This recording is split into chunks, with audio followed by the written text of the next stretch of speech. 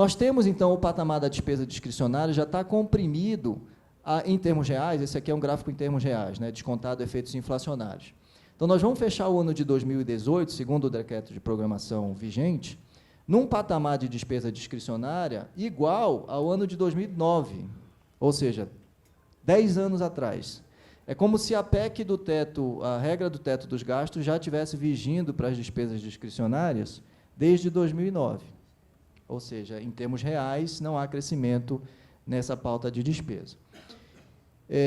Isso tem duas consequências. A primeira consequência é a dificuldade da gestão pública. Uma segunda consequência é que o investimento público ele está todo aqui na despesa discricionária, ou majoritariamente na despesa discricionária. Então, o que se observa? A despesa obrigatória, que é condicionada pelo Sistema de Seguridade Social, o INSS, e os gastos sociais, que vêm lá da Constituição de 88, nesse período de 99 a 2017, foram os itens que cresceram, que mais cresceram, né? Aqui com o percentual do PIB. Então, se a gente olha só a parte de previdência, houve um crescimento da despesa previdenciária da ordem de 3% do PIB, enquanto que o crescimento dos gastos sociais, que inclui abono de seguro-desemprego, os programas de assistência social, Bolsa Família, BPC, aposentadoria rural, LOAS, cresceram 1,5% do PIB, e as outras despesas que compõem o orçamento da União, conta de pessoal ficou estabilizada como proporção do PIB. Subsídios, que também é uma despesa obrigatória, cresceu um pouquinho. O custeio administrativo, que é a parte da despesa discricionária, teve uma redução de quase 1% do PIB. Custeio de saúde e educação também cresceu, 38%, 0,38%, e o investimento foi o que cresceu menos, 0,21% do PIB. Em termos reais, isso aqui é uma redução. Okay? Então, o que acontece? Qual é a consequência dessa dinâmica da composição da despesa pública? Nós não temos espaço para investir. A despesa de investimento ela é comprimida ano a ano, a ponto de que, quando se faz um painel internacional, e esse painel é muito ilustrativo, comparando o Brasil com outros países, o Brasil está bem aqui, ó, vermelhinho, aqui, escuro. Esse eixo da esquerda, o eixo horizontal, ele mostra o tamanho da despesa corrente, e o eixo vertical, o tamanho da despesa de capital. Então, quanto mais à direita, mais gasto corrente. Quanto mais para cima, mais gasto com investimento. O Brasil gasta muito com despesas correntes e muito pouco com investimento. A maioria dos países está aqui numa posição equilibrada, né? Um patamar mediano de gasto corrente e gasto de investimento. Nós estamos no quadrante à direita e abaixo, que é o pior quadrante em termos de composição do gasto público, e a consequência disso é que a nossa estrutura de capital, isso aqui é um indicador internacional também, chama estoque de capital per capita. O Brasil, se vê o mesmo painel com alguns países, o Brasil está lá embaixo. Né? O índice de qualidade do nosso capital, o que é isso? É rodovias, ferrovias, portos, aeroportos, infraestrutura urbana. Então, todo o capital econômico, o índice brasileiro é muito baixo. Né? Se a gente olhar aqui, por exemplo, a Colômbia, que é nosso vizinho, tem quase o dobro de estoque de capital que o Brasil. O México, 3 vezes o estoque de capital do Brasil. O Uruguai também quase 3 vezes. E os países desenvolvidos estão lá na frente. Canadá, Estados Unidos, enfim. Então, nossa posição em termos de composição do gasto é muito desfavorável. Bom, em 2017 foi introduzido a PEC, foi originalmente uma PEC, foi aprovada a Emenda Constitucional 95, do teto dos gastos, foi aprovada e sancionada em 2016 e passou a vigorar em 2017. Qual que é o objetivo por trás do teto dos gastos? O objetivo, ele vale só para o governo federal, é aquela trajetória de crescimento da despesa, que era a linha vermelha no primeiro gráfico que eu mostrei para os senhores, que é a trajetória crescente. Ela vai continuar crescendo, né? E o teto dos gastos é uma tentativa de estabelecer uma reversão nessa trajetória, com o percentual do PIB. Ou seja, retomarmos um patamar de gasto num horizonte de 10 anos, que é uma trajetória bastante gradual. Outros países do mundo que enfrentaram uma dificuldade fiscal desse tamanho que nós estamos enfrentando, tiveram medidas mais drásticas, adotaram medidas mais drásticas. A nossa proposta pela implementação do teto dos gastos, é uma proposta bastante gradual, num horizonte de 10 anos, retomar o nível de total da despesa pública no orçamento da União em um patamar que seja equilibrado em relação à capacidade de arrecadação, 15%, ou 16%, ou 17% do PIB, um pouquinho mais, um pouquinho menos, né? Para que isso aconteça, nós precisamos fazer as reformas estruturais daquelas despesas obrigatórias, muitas das quais foram implementadas ou tiveram o seu desenho implementado na Constituição de 88. A principal delas é o sistema de previdência social, previdência e assistência social. E aqui é um gráfico de projeção de como é que se comportaria, né, os gastos com benefícios previdenciários e BPC, se não houver nenhuma reforma, um cenário básico. Então, nós sairíamos de um patamar aqui da ordem de 10% para quase o dobro de gasto com o percentual do PIB, só com Previdência e BPC. Tá? Muito bem. Esse diagrama aqui ele ilustra um pouquinho como é que é o funcionamento da regra do teto dos gastos, que ainda há muita confusão, muito desentendimento de como é que ele funciona. Então, foi estabelecida uma base em 2016, que é o total de gasto realizado pela União em 2016, e essa base ela é corrigida ano a ano, de forma automática, independentemente do que se executou em cada um dos anos correspondentes. Então, para 2017, foi estabelecido um índice de correção de 7,2%, a partir de 2017, utiliza-se o IPCA acumulado de julho a junho. Então, o limite de 2008 já está vigente, e o limite de 2009 vai ser informado agora no projeto de lei orçamentária que o Ministério do Planejamento vai enviar ao Congresso Nacional no final desse mês de agosto. E assim sucessivamente, esse regime ele vale por 20 anos, e ao final do período de 10 anos, no meio do regime, a própria emenda constitucional prevê uma flexibilidade para que se promova algumas mudanças em relação a esses indicadores. Muito bem, falando agora dos entes subnacionais, estados e municípios, especificamente dos estados, o mesmo desafio fiscal se coloca também nas esferas subnacionais. Então, se a gente olha a composição do gasto público dos estados brasileiros, desde 2010 a 2016, os últimos 6 anos, o componente que mais cresce é a despesa de pessoal, que inclui os regimes previdenciários, né, aqui ativos e inativos. O investimento está estrangulado, assim como aconteceu no orçamento da União, também acontece no orçamento dos estados. Estrangulamento do investimento, crescimento da despesa obrigatória com pessoal e previdência. Né? Mesmo que a reforma seja aprovada, ainda teremos uma trajetória de crescimento da despesa previdenciária, aqui falando só das despesas previdenciárias, os déficits previdenciários de 2 estados de referência. Ainda teremos um crescimento até estabilizar um pouco mais à frente. Então, esse é um desafio que vai se colocar ainda pelos próximos 10 a 15 anos, esse desafio previdenciário, tanto para a União quanto para os estados. Esse gráfico aqui ele é interessante porque ele mostra 2 projeções de déficit previdenciário, que são projeções, o de cima é da Secretaria de Previdência, que agora está dentro do Ministério da Fazenda, e o de baixo são as projeções informadas nos REUs, né, nos relatórios resumidos de execução orçamentária dos estados. E o valor realizado ele é superior, historicamente, ao que se projeta. Então, esperamos alguma coisa nessa mesma dinâmica de ainda crescer algum período de tempo à frente para depois reduzir. Mais uma forma de ilustrar o desafio da Previdência. Muito bem, então a questão central em termos do desafio presente para essa próxima década nossa é resolver esse nó fiscal. Como faremos isso? O que precisamos conquistar?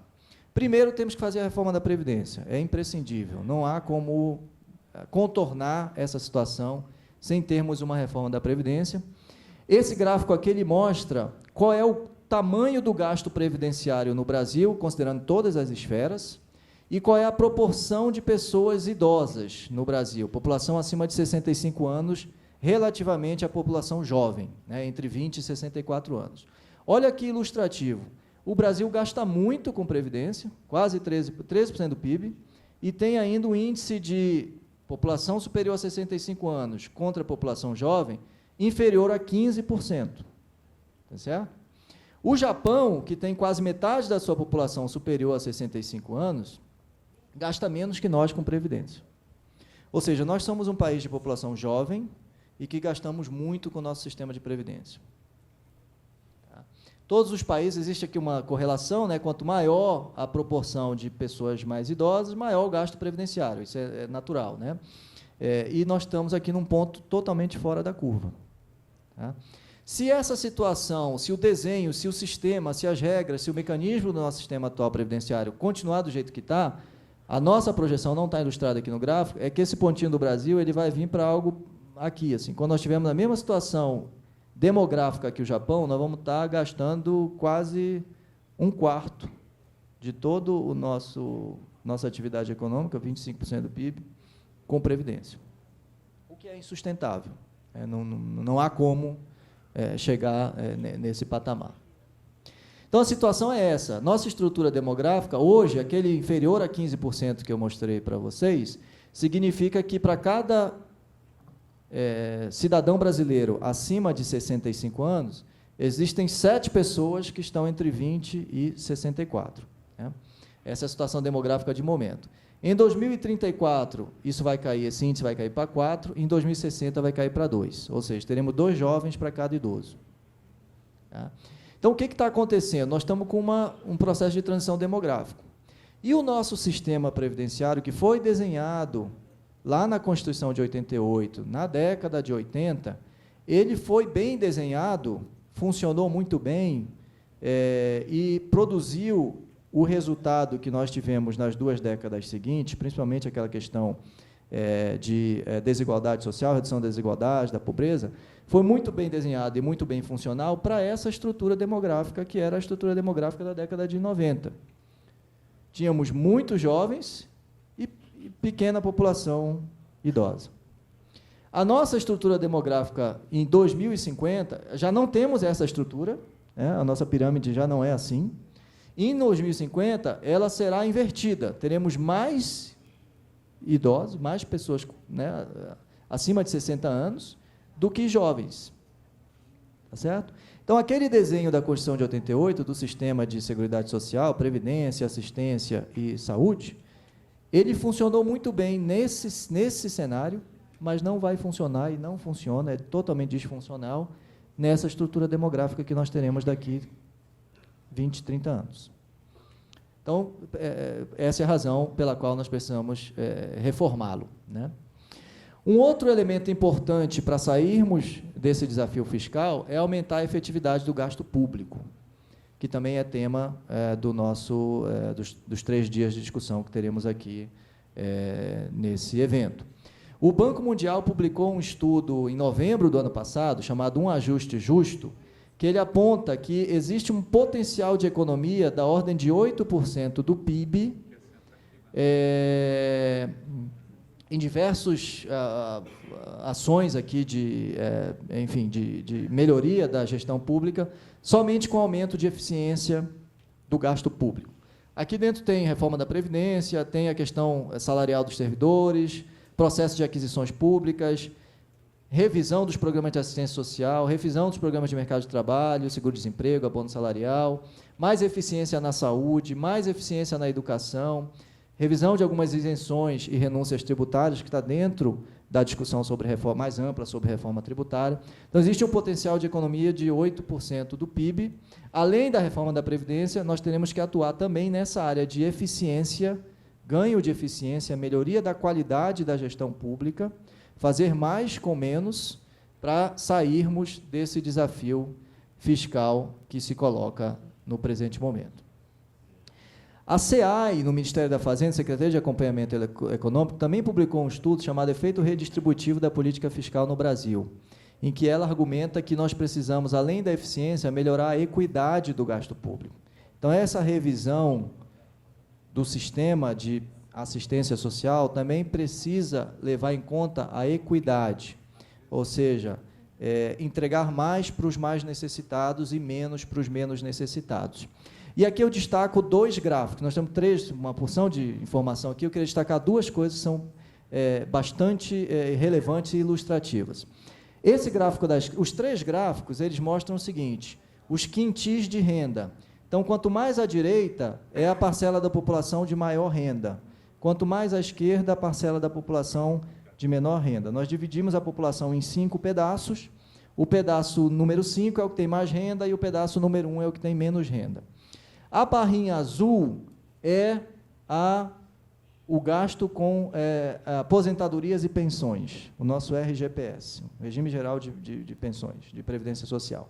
Olha que interessante, ele beneficia proporcionalmente mais a população que tem mais renda. Por quê?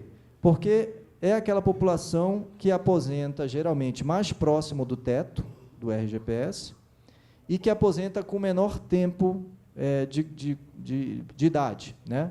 Pessoal que aposenta, na média, com 55 anos, por tempo de contribuição, que é uma regra que só existe no Brasil e em mais 2 ou 3 países subdesenvolvidos. Aposentadoria por tempo de contribuição. Nós não temos uma idade mínima de aposentadoria. Então, isso faz com que esse sistema ele privilegie a camada de maior renda da população. Por outro lado, a barrinha cinza é o programa Bolsa Família. O programa Bolsa Família, claramente, ele privilegia o perfil da população que tem menos renda. Então, nesse sentido, quem favorece ou quem fortalece a equidade é o programa Bolsa Família e não é o nosso sistema de previdência social. O sistema de previdência social, pelo contrário, ele atua no sentido contrário da equidade. Então, a reforma da Previdência também aborda esse aspecto. Um outro resultado que eu gostaria de destacar para vocês é aqui o gráfico da direita. O gráfico da direita é o sistema de educação, né? Matrículas na rede pública de educação no Brasil. Então, nós temos o azul é a educação infantil, o preto é o ensino fundamental, o amarelo é o ensino médio e o vermelho é o ensino superior. O que se observa? Até o ensino médio, o sistema educacional público, ele favorece a equidade, ele privilegia os mais necessitados, porque o pessoal que tem mais renda vai para o setor privado, naturalmente, né? Ou em geral. Mas a universidade pública, a nossa rede federal de universidade pública, pelo contrário, ela privilegia quem tem mais renda. Então, os alunos, majoritariamente, que ingressam na universidade pública, no Brasil, são os alunos que têm mais renda. Então, nesse sentido, a educação superior, ela atua no sentido contrário da equidade. E essa é uma discussão muito forte, e o próprio Banco Mundial, outros organismos, têm apontado caminhos para a reversão dessa questão da educação superior, que são polêmicas, por exemplo, a cobrança de mensalidades, o próprio sistema de cotas, né, que foi implementado nos últimos anos, são medidas polêmicas, mas que tentam atuar no sentido de promover maior equidade do gasto público com educação.